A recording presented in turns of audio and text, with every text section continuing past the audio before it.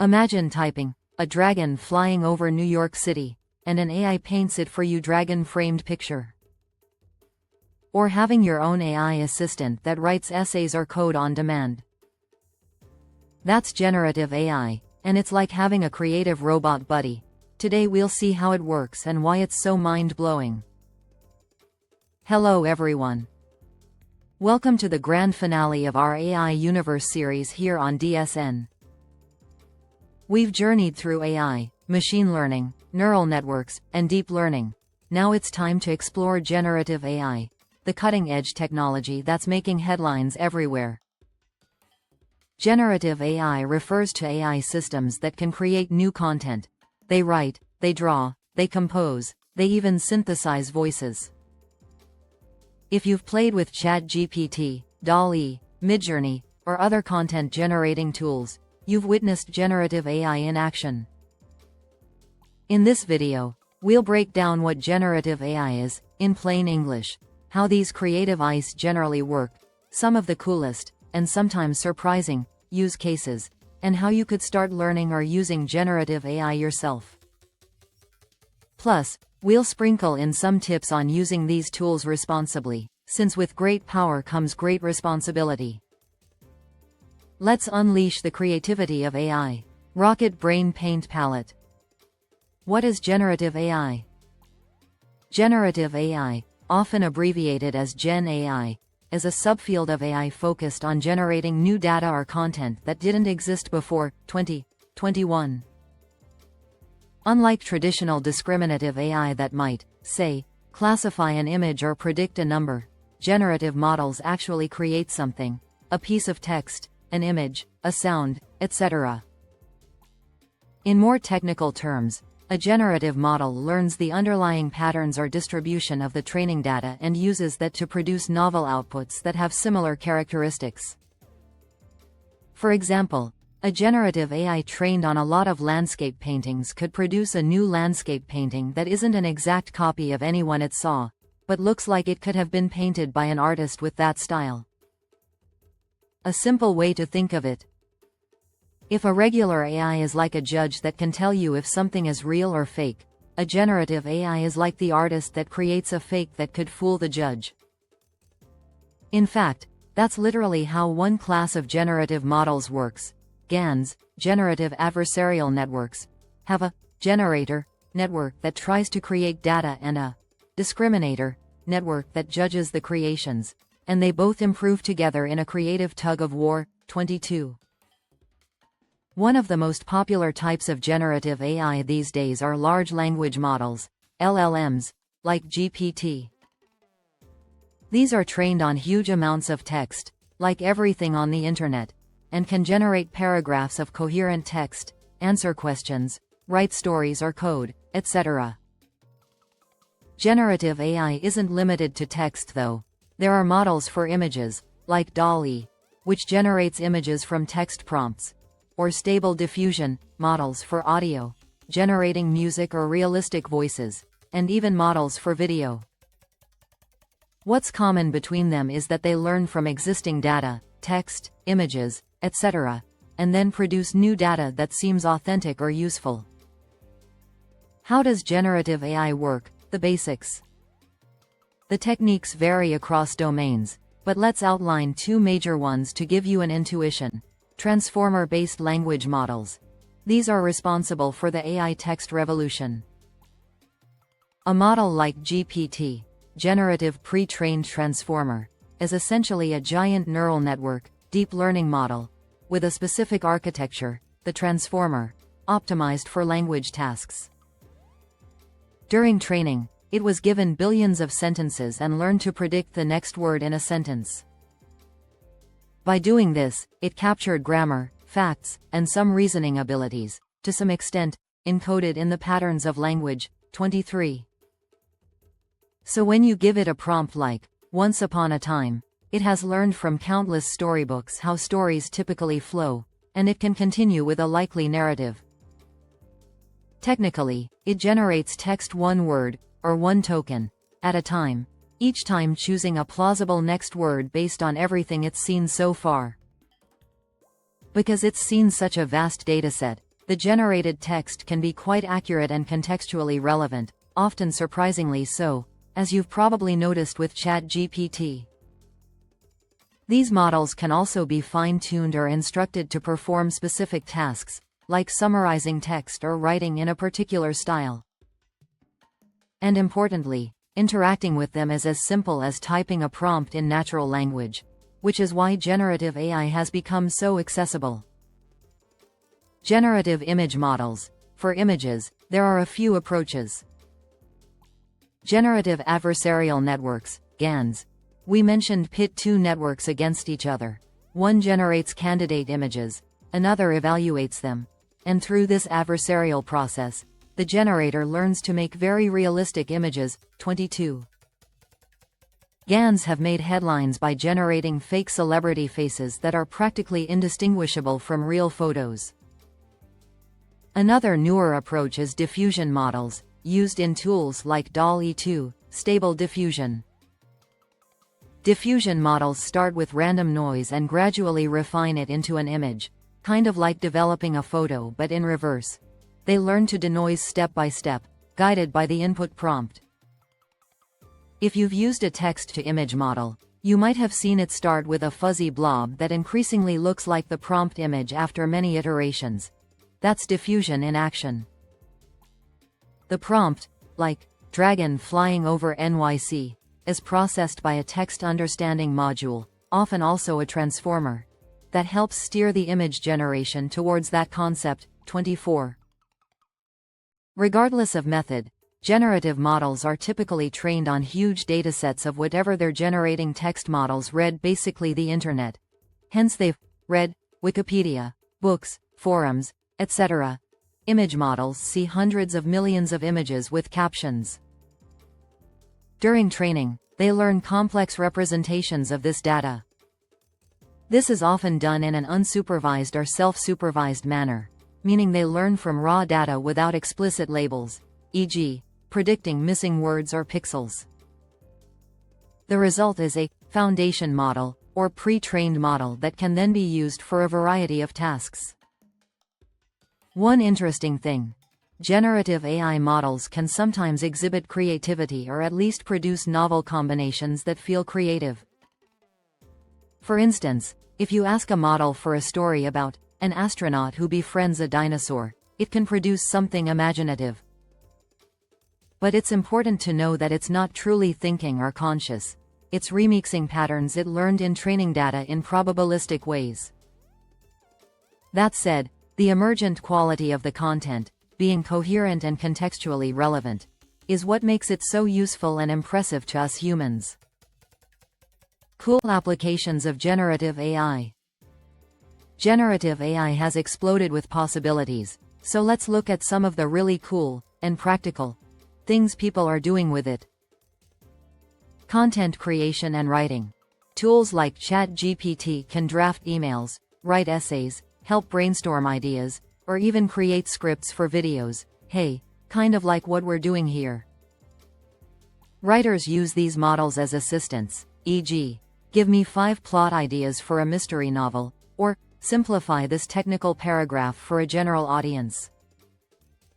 They're great at generating options or first drafts that you can then refine.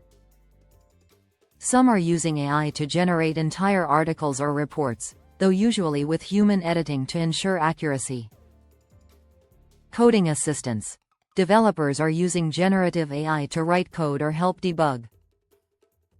GitHub Copilot, for example, is powered by an LLM that generates code suggestions as you type, kind of like autocomplete on steroids. It's trained on tons of open-source code, so it can often generate the function you need, with comments, if you just describe what you want. It's like having a pair programmer who's read every Stack Overflow post. Image generation and design. With models like DALL-E 3, Midjourney, and Stable Diffusion, anyone can become an artist. You can create concept art for your game or illustrations for a story just by describing what you want. This is empowering for those without traditional art skills and a huge time saver for designers looking to prototype ideas. Marketers use these tools to generate custom graphics, and filmmakers might use them for storyboarding scenes. On the fun side, people generate adorable pictures of, say, cats as medieval knights, or whatever imagination conjures. For more practical uses, generative models can help with things like logo design variations, product design ideas, or interior decorating, visualizing a room in different themes. Music and audio. There are generative models that can create music in various genres. For example, you might give a prompt like, classical piano in the style of Mozart, and get a new piece of music. While AI-generated music is still maturing, it's a fascinating tool for composers to get inspiration or for generating background music. In audio, text-to-speech models have become so good that they can produce voices nearly indistinguishable from human speech. This is used for audiobooks, some narrated by AI voices now. Voice assistants are dubbing videos into other languages with the same vocal style as the original speaker. Imagine watching a French film where the English dub still carries the original actor's voice qualities. Generative AI is enabling that. Personalization and conversation. Generative AI is making chatbots much more engaging and human-like. Customer service bots, mental health assistants, like a virtual therapist that chats with you empathetically, or language learning partners, chatting with an AI in Spanish to practice, are all becoming possible with LLMs that can maintain context and produce natural responses. Each user can essentially have a personalized AI that adapts to their questions or style. Data augmentation and simulation. In technical fields, generative models are used to create synthetic data for scenarios where real data is scarce or sensitive. For example, in medicine, a generative model might create artificial MRI scans that help train other models, reducing the need for real patient data and preserving privacy. In autonomous vehicle development, generative models can simulate rare but important events, like unusual pedestrian behaviors or rare weather conditions, to test the car's AI. The possibilities keep expanding. From generating full 3D models, there are AIs now that can generate 3D objects or environments from prompts, to aiding scientific discoveries, like proposing new molecular structures with certain properties, essentially generating candidates for new drugs. Generative AI is a toolkit for creativity and problem-solving, amplifying human capabilities. Challenges and ethical considerations. It's exciting, but we should also touch on the responsibilities. Generative AI can produce misinformation just as confidently as it produces useful content. For example, a text model might state a false fact sounding very plausible. Users need to be aware that these AIs don't truly know truth, they just predict likely words. There's active work on improving factual accuracy and allowing sources to be checked, but it's an ongoing challenge. With images, the ability to create deepfakes, realistic fake images or even videos, raises concerns about misuse. We've seen AI-generated photos go viral, like a fake image of the Pope in a stylish jacket fooled many online viewers briefly. It's important to develop critical thinking and verification habits in the age of generative AI. On the flip side, there are watermarking and detection techniques being researched to help identify AI-generated media. And of course, ethical use is key. If you're using generative AI, be transparent, especially if publishing content. Respect intellectual property. AI trained on artists' works has sparked debates. And consider the consequences, e.g., don't generate harmful or libelous content. How to get started with generative AI, learning path, usage. Maybe you're not looking to build a generative model from scratch, that's pretty advanced, but you want to use these tools or perhaps fine-tune them for your needs. Here are some tips. Try out public tools. The easiest way to dip your toes in is using the popular apps. ChatGPT, for text, is accessible via web. For images, Tools like DALL or Stable Diffusion. There are websites where you can try them with free credits or community editions. Spend time with these. Give creative prompts. See how tweaking the prompt changes output. You'll learn prompt engineering, the art of phrasing your input to guide the AI, like specifying art style in an image prompt. Oil painting of a castle at sunset, in the style of Van Gogh. There are online communities where people share their best prompts and results, great for inspiration. Learn prompt engineering. For language models, learn how to ask for what you want effectively. For instance, if you want a step-by-step answer, you can prompt, give the answer with bullet points. Or if you want a response in a fun tone, say, explain like I'm 5 years old, or, in a humorous tone. Language models are quite responsive to style instructions. For image models, learn the keywords that influence style, e.g., digital art, trending on ArtStation, 4K, might yield a certain style of crisp digital art. There's actually an emerging skill set around crafting good prompts to get the desired output, a fun mix of creativity and logic. Using APIs and libraries. If you can code a bit, Python particularly, you can use APIs like OpenAI's API for text generation or various libraries for Stable Diffusion to generate images. This is a step toward integrating generative AI into projects. For example, you could write a simple program that generates product descriptions for a catalog using an API, or a chatbot for your website. Hugging Face's Transformers library is a fantastic resource. It provides open-source models and pipelines. You can load a pre-trained model, like a smaller GPT-2 or others that are open, and generate text with just a few lines of code. Likewise, for images, libraries like diffusers, from Hugging Face, let you invoke image generation models. Fine-tuning models. If you have a specific niche task, you can fine-tune a generative model on your own data. For example, fine-tuning a language model on a bunch of Shakespeare's works might make it better at generating Shakespearean-style text. This usually requires some coding and GPU resources, but platforms like Google Colab offer free GPU time to experiment. There are also low-code tools emerging that let you customize models without deep ML expertise. If you go this route, just be mindful of not overfitting, e.g., the model just memorizing training examples. Explore tutorials and courses. Given the interest, many new tutorials are out there focusing on generative AI. Whether it's a YouTube series on building a simple chatbot or a blog on doing style transfer for images, you can find step-by-step guides. If you prefer structured learning, some courses now cover generative modeling techniques, including the math behind them if you're interested, like variational autoencoders, GANs, etc. Join the community.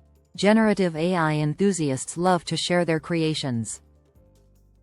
Platforms like Reddit, Media Synthesis, Stable Diffusion, etc., Discord communities, or Twitter hashtags can show you cool projects and tips.